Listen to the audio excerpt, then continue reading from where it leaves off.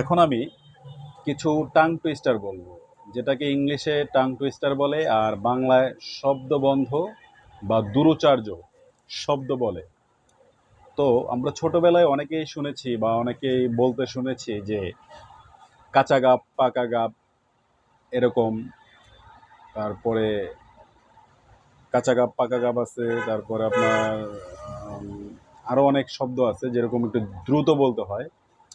তো সেই দ্রুত বলাটাকে ইংলিশে বলে টাং টুইস্টার, বাংলায় বলে দূরোচ্চার্য শব্দ বা শব্দবন্ধ শব্দ। তো আমি কিছু দুইটি শব্দবন্ধ বা টাং টুইস্টার বলবো, যেটা আপনারা বলা থেকে শুনে আপনারা পরবর্তীতে বলার চেষ্টা করবেন। আর সেটা যদি বলতে পারেন, কতবার বলতে পেরেছেন, সেগুলো কমেন্টে লিখবেন। শুরু করছি আমি। প্রথমে শুরু করছি